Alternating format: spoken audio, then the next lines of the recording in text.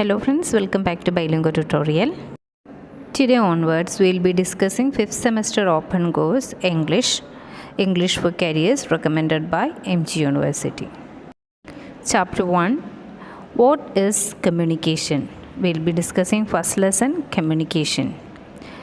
And we can see how this word communication has evolved.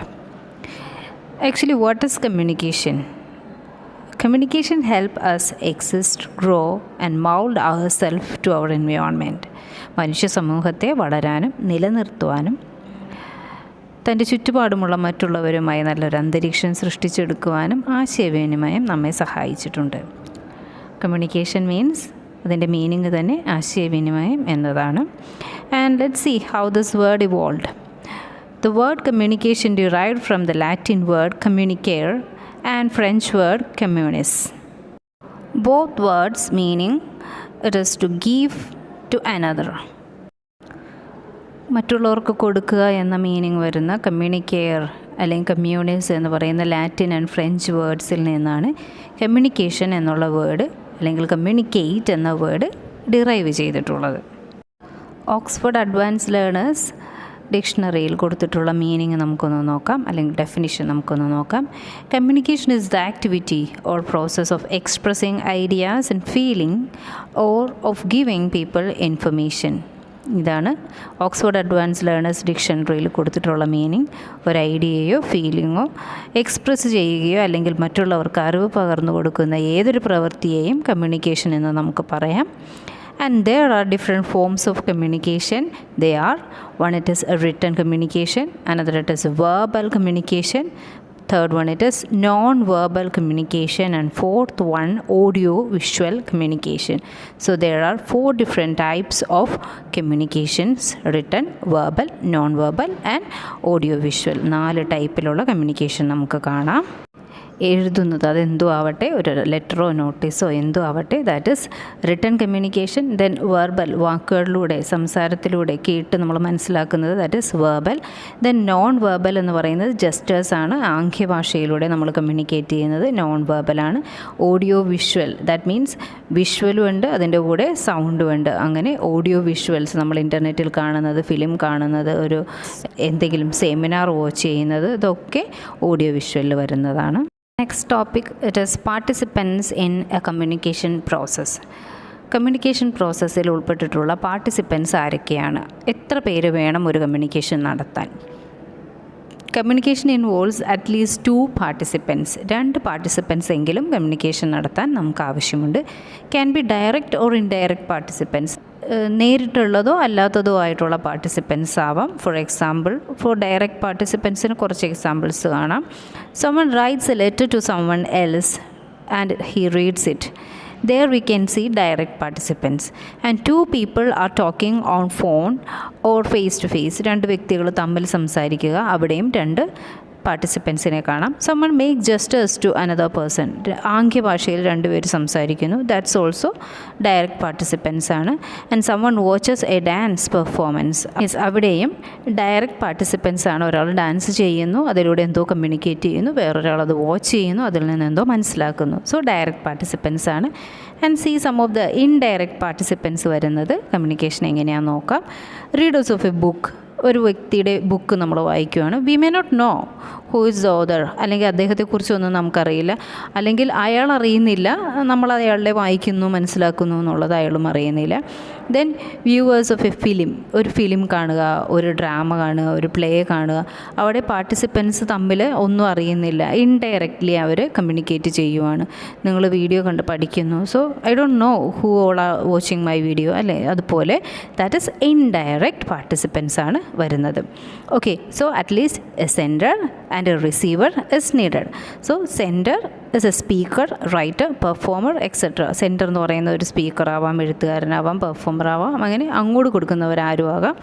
Receiver can be a reader, listener, audience etcetera. കാണുന്ന ആൾ, കേൾക്കുന്ന ആൾ, വായിക്കുന്ന ആളൊക്കെ റിസീവേഴ്സിൽ വരുന്നു. So at least a sender and a receiver must be there for the communication. ഒരു participants എന്ന് പറയുന്നത് ഇവർ 2 പേരുമാണ്. But for communication we need a medium in between. ഇവർ 2 പേരുടെയും ഇടയിൽ ഒരു മീഡിയം കൂടെ നമുക്ക് ആവശ്യമുണ്ട്. സോ കമ്മ്യൂണിക്കേഷൻ പ്രോസസ്സ് എങ്ങനെയാണെന്ന് നോക്കുക. A sender send his idea and idea send ചെയ്യണമെങ്കിൽ he need to encode the idea into a message. കയ്യിലുള്ള ഐഡിയയെ ഒരു മെസ്സേജ് ആക്കി എൻകോഡ് ചെയ്തെടുക്കണം. Then he need to transmit this idea through a medium or a channel. ഇതിൻ്റെ ഇടയ്ക്ക് എന്തെങ്കിലും ഒരു മീഡിയം വെച്ചിട്ട് വേണം can be transmitted.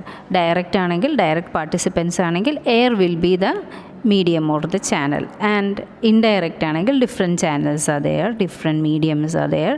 In the sense can be sometimes internet even as a medium or a channel. Okay, then third step it is decoding of the message by the receiver അത് എടുത്ത് decode ചെയ്യുന്നു, അവൻ്റേതായ രീതിയിൽ അതിനെ interpret ചെയ്യുന്നു, മനസ്സിലാക്കി എടുക്കുന്നു. Then ഒരു complete communication നടക്കണമെങ്കിൽ he need to give the feedback to, ആ റിസീവറിൻ്റെ ഫീഡ്ബാക്കും കൂടെ സെൻഡറിന് തിരിച്ചെത്തണം. സോ ദെൻ ഓൺലി ഒരു സൈക്ലിക് ആയിട്ടുള്ള പ്രോസസ്സായിട്ട് കമ്മ്യൂണിക്കേഷൻ മാറുള്ളൂ. So this is the cycle of communication.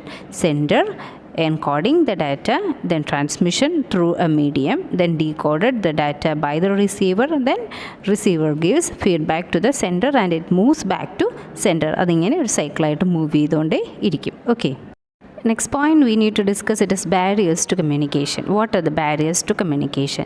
Let's see the points at first.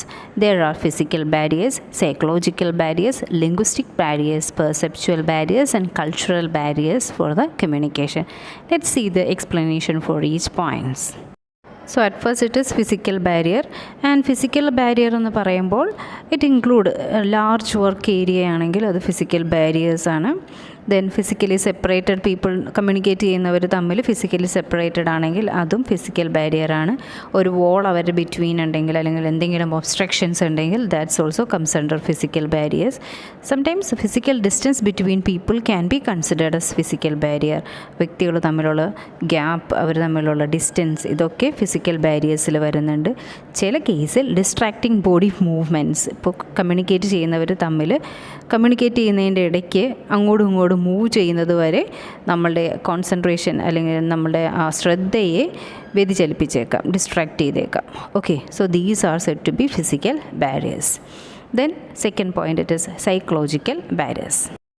Psychological barriers എന്ന് പറയുമ്പോൾ നമ്മുടെ ഇമോഷണലി നമ്മൾ ഡിസ്റ്റർബ്ഡ് ആയിട്ടുണ്ടെങ്കിൽ അതൊക്കെ ഇമോഷൻ സംടൈംസ് നമ്മുടെ കമ്മ്യൂണിക്കേഷന് ബാരിയറായി മാറിയേക്കാം. ഡിപ്പെൻഡിങ് ഓൺ ദി ഇമോഷൻ നമ്മൾ ബിഹേവ് ചെയ്യുന്നതിൽ മാറിയേക്കാം അല്ലേ. Hostility, anger, inhibition, ego, personal prejudice, tiredness, ഇതൊക്കെ സൈക്കോളജിക്കൽ ബാരിയേഴ്സിൽ വരുന്നതാണ്. നമ്മുടെ സ്ട്രെസ്സ് വരെ കമ്മ്യൂണിക്കേഷനെ എഫക്റ്റ് ചെയ്തേക്കാം. Sometimes our lack of confidence or introversion even affect the communication. So ഇതൊക്കെ ബാരിയേഴ്സായിട്ട് വരാറുണ്ട്. Then comes linguistic barriers. Linguistic barriers എന്ന് പറഞ്ഞാൽ language related problems we face, they are said to be linguistic barriers. Sometimes we may lack the capability to communicate. Sometimes റിസീവറിന് ആവശ്യമുള്ള രീതിയിൽ communicate ചെയ്ത് കൊടുക്കാൻ ഒരു സെൻഡർക്ക് സാധിച്ചെന്ന് വരില്ല. നമ്മുടെ ഭാഷയിലുള്ള പിഴവുകളൊക്കെ അതിൽ വന്നേക്കാം. നമ്മളുടെ വേർഡ് കറക്റ്റായിട്ട് പ്രൊനൗൺസ് ചെയ്യാൻ പറ്റാതെ വരിക, അല്ലെങ്കിൽ വേർഡ് തെറ്റായിട്ട് അത് യൂസ് ചെയ്യുക, ഇൻകറക്റ്റ് ഗ്രാമർ യൂസ് ചെയ്യുക, നമ്മുടെ ആക്സെൻറ്റ് ഡിഫറെൻ്റായി വരിക, ക്ലാരിറ്റി ഇല്ലാതെ വരിക, ഇതൊക്കെ ലിംഗ്വിസ്റ്റിക് ബാരിയേഴ്സായിട്ട് വരുന്നു. ഇതൊക്കെ നമ്മുടെ കമ്മ്യൂണിക്കേഷനെ അഫക്റ്റ് ചെയ്തേക്കാം. Then fourth one it is perceptual barriers. Perceptual barriers എന്ന് പറയുമ്പോൾ നമ്മുടെ കാഴ്ചപ്പാടിലുള്ള വ്യത്യാസം കൊണ്ട് നമുക്ക് കമ്മ്യൂണിക്കേഷൻ സാധ്യമാകാതെ വരാം. രണ്ട് സോഷ്യൽ സിറ്റുവേഷനിൽ, കൾച്ചറൽ സിറ്റുവേഷനിൽ അല്ലെങ്കിൽ ഫാമിലി ബാക്ക്ഗ്രൗണ്ടിൽ ജീവിച്ച് വളർന്നു വന്നവർക്ക് ഡിഫറെൻറ്റ് പെർസെപ്ഷൻ ആയിരിക്കാം. അതിൻ്റെ ഒരു കമ്മ്യൂണിക്കേഷൻ ഗ്യാപ്പ് ഉണ്ടാവാം. Then fifth one it is cultural barrier. We are living in an indo cultural community. So cultural ബാരിയേഴ്സും ഹാപ്പൻ ചെയ്യാം. ഡിഫറെൻറ്റ് കൾച്ചറിൽ നിന്ന് വരുന്നവർക്ക് അങ്ങനത്തെ സോഷ്യൽ കൾച്ചറൽ ബാരിയേഴ്സ് നമ്മളുടെ കമ്മ്യൂണിക്കേഷനെ എഫക്റ്റ് ചെയ്തേക്കാം. So when we interact with a cross cultural group and wish to associate with it, we need to adopt at least some behavior patterns of the group. അങ്ങനെ പല കൾച്ചറിൽ നിന്ന് വന്നൊരു ഗ്രൂപ്പുമായിട്ട് interact ചെയ്യുമ്പോൾ ആ കൾച്ചറൊന്ന് നമ്മൾ അക്സെപ്റ്റ് ചെയ്യാൻ ശ്രമിക്കുക, അറ്റ്ലീസ്റ്റ് അത് മനസ്സിലാക്കാനെങ്കിലും ശ്രമിക്കുക. ദെൻ അങ്ങനെ ഒരു കോൺഫ്ലിക്റ്റിംഗ് ഇൻറ്റൻഷൻസൊക്കെ നമുക്ക് ഒഴിവാക്കാം, മിസ്മാച്ചസൊക്കെ ഒഴിവാക്കാം. Okay, so sometimes culture can be also A barrier four the communication. The next point we need to discuss it is how to overcome the barriers in communication. ഇങ്ങനെയുള്ള ബാരിയേഴ്സിനെ എങ്ങനെ നമുക്ക് ഓവർകം ചെയ്തിട്ട് നല്ലൊരു കമ്മ്യൂണിക്കേഷൻ നടത്താം. There are some solutions to overcome these barriers and they are not simple, or we cannot feel they are little bit easy. Okay, some strategies we needed to be adopted according to the situation അനുസരിച്ചിട്ട് വേണം ഈ strategies adopt ചെയ്യാൻ വേണ്ടിയിട്ട്. First thing it is, when we face with physical distractions, try to focus on what that person is saying and block the distracting image. ഒരു വ്യക്തി നിന്ന് സംസാരിക്കുമ്പോൾ ആ വ്യക്തിയുടെ ഫിസിക്കൽ ഡിസ്റ്റർബൻസ് എന്തെങ്കിലും നിങ്ങൾക്ക് കിട്ടുന്നുണ്ടെങ്കിൽ ആ ഫിസിക്കൽ ഡിസ്ട്രാക്ഷൻ നിങ്ങൾ ഒഴിവാക്കാൻ ശ്രമിക്കുക. അദ്ദേഹം പറയുന്നതിൽ കോൺസെൻട്രേറ്റ് ചെയ്യുക. Then try to understand your receiver's point of view and social and cultural background. സംസാരിക്കുന്ന ആളുടെ സോഷ്യൽ ആൻഡ് കൾച്ചറൽ ബാക്ക്ഗ്രൗണ്ട് മനസ്സിലാക്കിക്കൊണ്ട് അദ്ദേഹം പറയുന്നത് എന്തെന്ന് മനസ്സിലാക്കാൻ ശ്രമിക്കുക. Then encode your message in a language that your receiver can interpret. ഇത് സ്പീക്കറാണ് ശ്രദ്ധിക്കേണ്ടത്. സംസാരിക്കുമ്പോൾ റിസീവറിന് മനസ്സിലാവുന്ന രീതിയിലുള്ള ഭാഷയിൽ കമ്മ്യൂണിക്കേറ്റ് ചെയ്യാൻ ശ്രമിക്കുക. Then next one, speak and write short, simple sentences. It's more important to get the message across than prove your superiority through obscure, difficult language. നമ്മൾ communicate ചെയ്യുമ്പോൾ എപ്പോഴും നമ്മൾ അപ്പുറത്തെ സൈഡിലുള്ള ആളുടെ ഒരു ലെവൽ അനുസരിച്ചിട്ട് വേണം കമ്മ്യൂണിക്കേഷൻ നടത്താൻ. നമ്മളവിടെ വലിയ സുപ്പീരിയർ ആണെന്ന് പ്രൂവ് ചെയ്യുന്നതിന് പകരം നമ്മൾ പറയുന്ന കാര്യം മറ്റുള്ളവർക്ക് മനസ്സിലാകണം എന്നത് വേണം ചിന്തിക്കാൻ. Then next, do not speak or write when you feel agitated or upset. Wait till you are calm and then express yourself. Even displeasure is better expressed when you are calm. And the receiver will then try to understand why you are upset, etc., instead of becoming defensive. നമ്മളുടെ കറക്റ്റായിട്ടുള്ള മൂഡിലല്ല നമ്മളെങ്കിൽ, ഇത്തിരി disturbed ആണെങ്കിൽ, അങ്ങനെയുള്ള സിറ്റുവേഷനിൽ maximum മറ്റുള്ളവരുമായിട്ട് communicate ചെയ്യാതെ ഇരിക്കുക. If you do so, നമ്മുടെ ആ ഡിസ്ട്രാക്ഷൻ അല്ലെങ്കിൽ നമ്മുടെ ഡിസ്കംഫേർട്ട് നമ്മൾ ഫുള്ളി എക്സ്പ്രസ് ചെയ്യും. വെൻ വി ആർ കാം, അങ്ങനെ നമ്മൾ കാമായിട്ടിരിക്കുമ്പോൾ അപ്സെറ്റായിട്ടുള്ള കാര്യം വരെ നമുക്ക് പറയാൻ പറ്റും without exhibiting the actual emotion. നമ്മളെ ഡിസ്റ്റർബ് ചെയ്ത കാര്യത്തെക്കുറിച്ച് കുറച്ച് കാമായി കഴിയുമ്പോൾ സംസാരിക്കുക. Otherwise will be exploding. മറ്റുള്ളവരോട് വേറെ മോശപ്പെട്ട രീതിയിൽ നമ്മൾ സംസാരിച്ചെന്ന് വരാം നമ്മൾ കാമല്ലാത്ത സിറ്റുവേഷനിൽ കമ്മ്യൂണിക്കേറ്റ് ചെയ്യുകയാണെങ്കിൽ. Then understand and have patience with cultural variations in communication instead of jumping to conclusions about the recipient. റെസിപ്പിയൻറ്റിൻ്റെ കൾച്ചറൽ ബാരിയേഴ്സ് എന്തെങ്കിലും ഉണ്ടെങ്കിൽ അല്ലെങ്കിൽ കമ്മ്യൂണിക്കേഷൻ ബാരിയേഴ്സ് ഉണ്ടെങ്കിൽ അത് മനസ്സിലാക്കിക്കൊണ്ട് സംസാരിക്കാനുള്ള ക്ഷമ കാണിക്കുക. either than പെട്ടെന്നൊരു കൺക്ലൂഷനിലേക്ക് എത്തുന്നതിന് മുമ്പ്, അവനത്ര മോശമാണെന്ന് കരുതുന്നതിന് മുമ്പ് അയാളുടെ കൾച്ചറൽ ആൻഡ് കമ്മ്യൂണിക്കേഷൻ ബാക്ക്ഗ്രൗണ്ട്സ് ഒന്ന് നോക്കുക. Okay, next it is tips for effective communication. First one, accuracy. Second one, brevity. Third one, clarity. Fourth one, appropriateness. And some more. Okay, first point, accuracy. So the most important factor in communication is accuracy of information. And there are two reasons for inaccurate information, and they are lack of information and second one, deliberate misinformation. So this deliberate misinformation is obviously it is a malicious thing. മനഃപൂർവ്വം തെറ്റായ information കൊടുക്കുക എന്നത് വളരെ മോശപ്പെട്ടൊരു കാര്യമാണ്. പക്ഷേ lack of information, then lack of information, actually this is a more common problem. And in written communication, while writing a report or a proposal, don't write about something if you don't know the subject accurately. If you do so, you'll confuse your reader and the communication will be fruitless. ഒരു കാര്യത്തെക്കുറിച്ച് അത്ര നല്ല പരിജ്ഞാനമില്ലെങ്കിൽ അത് പ്രകടിപ്പിക്കാതെ തന്നെ നമ്മൾ അതിനെക്കുറിച്ച് സംസാരിക്കുകയോ എഴുതുകയോ ചെയ്താൽ അത് വായനക്കാരെ അല്ലെങ്കിൽ കേൾവിക്കാരെ തെറ്റിദ്ധരിപ്പിക്കുകയേ ചെയ്യുള്ളൂ. And sometimes if you may be challenged and then you'll fail to defend your self. ചില സാഹചര്യങ്ങളിൽ നിങ്ങൾ തന്നെ പറഞ്ഞ കാര്യങ്ങൾ വിശദീകരിച്ചു കൊടുക്കാൻ സാധിക്കാത്ത ഒരവസ്ഥയും വരാം. സംടൈംസ് നിങ്ങളെ തന്നെ ചോദ്യം ചെയ്യപ്പെട്ടേക്കാം. അപ്പോൾ നമ്മൾ പറഞ്ഞ കാര്യങ്ങൾ തന്നെ നമുക്ക് ഡിഫെൻഡ് ചെയ്യാൻ പറ്റാത്തൊരു സാഹചര്യവും വന്നേക്കാം. And in any technical communications you must at first learn and understand all the technical terms which you are using or which are likely to use while you are speaking or writing. So ഉപയോഗിക്കുന്നതിന് മുമ്പ് ഒരു technical term നമ്മൾ ഉപയോഗിക്കുന്നുണ്ടെങ്കിൽ we must understand അതെന്താണെന്ന് മനസ്സിലാക്കിയതിന് ശേഷം മാത്രം എഴുത്തിലോ സംസാരത്തിലോ അവ ഉപയോഗിക്കുക. So in such a way we can acquire the accuracy. Second point, it is brevity.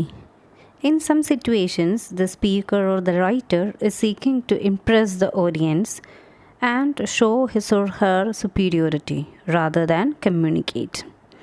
And the problem lies in the fact that most people think that the number of words used better conveys a message.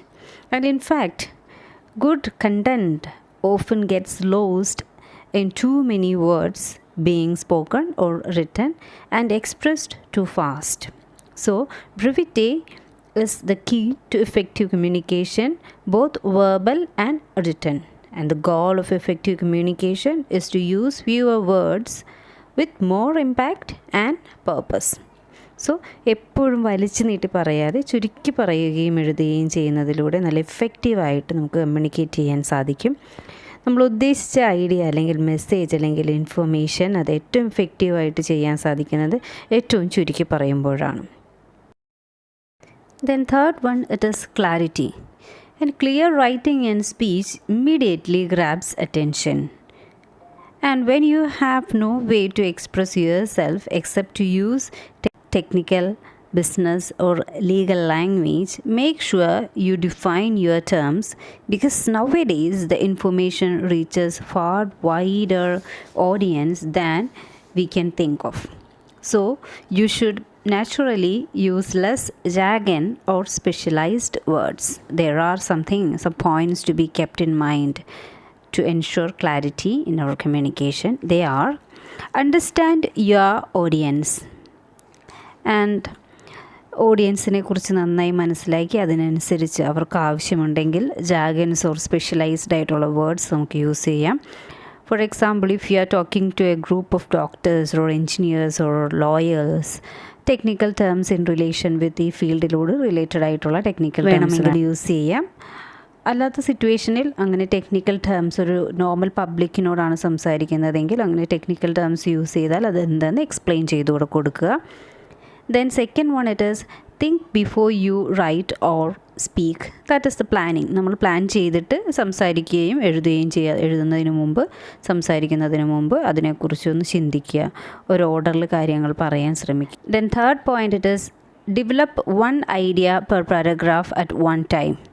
So ഇത് പറയുന്നത് ഒരു ഓർഡറിൽ നമ്മൾ കാര്യങ്ങൾ പറയുക, simple topic sentences use ചെയ്യുക, then details, definitions, examples, ഇങ്ങനെ ഓരോന്നും 1 by 1 ആയിട്ട് പറയുക. എല്ലാം കൂടെ കൂട്ടിയിട്ട് ഡോണ്ട് കൺഫ്യൂസ് ദ റിസീവർ എന്ന പോയിൻ്റാണ് തേർഡ് വൺ ആയിട്ട് പറയുന്നത്.